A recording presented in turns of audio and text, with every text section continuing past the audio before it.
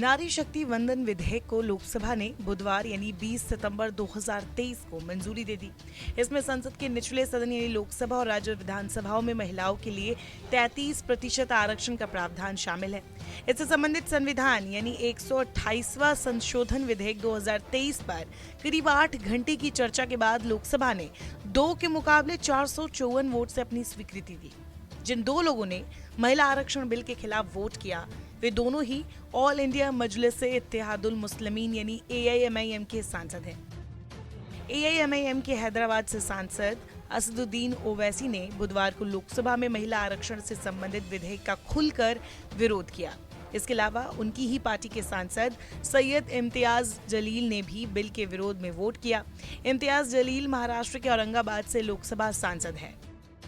Bill पर मतदान के दौरान ओवैसी ने कुछ संशोधन भी पेश किए, लेकिन हर बार उनके संशोधन ध्वनि मत के साथ अस्वीकार कर दिए गए। लोकसभा में पास हुए महिला आरक्षण बिल पर AIMIM सांसद असदुद्दीन ओवैसी ने बाद में कहा, 4 ऐसी लोकसभाएं रही हैं जहां कोई मुस्लिम महिला सांसद नहीं थी। हम सिर्फ इतना कह रहे हैं कि मुस्लिम और OBC महिलाओं को आरक्षण मिलना चाहिए। Where the representation in this August House is minimal, very less. Secondly, sir, we know that Muslim women are 7% of the population, but in this Lok Sabha, their representation only 0.7%.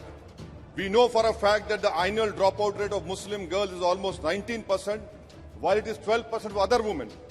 Sir, nearly half of the Muslim women are illiterate. This Modi government wants increased representation for Savarna women. They don't want representation for OBC women and for Muslim women, sir. सदन में Congress, Sapa, DMK, TMC समेत सभी विपक्षी दलों ने विधेयक का समर्थन किया। हालांकि असदुद्दीन ओवैसी के नेतृत्व वाली AIMIM ने विधेयक का विरोध किया। सदन में ओवैसी समेत AIMIM के 2 ही सदस्य हैं। विधेयक पारित किए जाने के दौरान सदन में प्रधानमंत्री नरेंद्र मोदी भी मौजूद थे।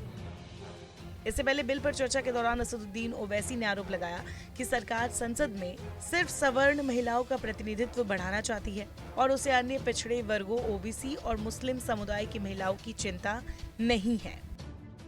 690 women MPs have been elected till the 17th Lok Sabha, and out of this 690, only 25 have come from the Muslim community. In 57, 62, 91, 99, there has been no Muslim woman got elected. May I tell you, sir, and bring to notice of the August House that this number has never gone beyond four members. And when I hear that no reservation cannot be given on religious grounds, what is 1950 presidential order? It is a deceive. You are deceiving the Muslim community by denying them this quota in this women reservation, sir. Muslim women face double bind discrimination against being as a woman and as a Muslim also, sir. This government does not want to live in a world where marginalized people get substantial representation. You want a parliament which consists of only बड़े लोग. ओवैसी ने ये भी दावा किया कि ये विधेयक समावेशी नहीं है और ये कुछ खास लोगों के लिए है। उन्होंने सवाल किया कि OBC और मुस्लिम समुदायों के लिए आरक्षण का प्रावधान क्यों नहीं किया गया। हैदराबाद से सांसद ओवैसी ने कहा कि देश में 7% मुस्लिम महिलाएं हैं, लेकिन इस सदन में उनका प्रतिनिधित्व सिर्फ 0.7% ही है।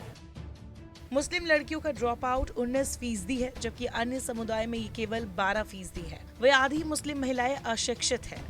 उन्होंने आरोप लगाया कि मोदी सरकार चाहती है कि संसद में सवर्ण महिलाओं का प्रतिनिधित्व बढ़े, OBC और मुस्लिम महिलाओं का प्रतिनिधित्व नहीं बढ़े।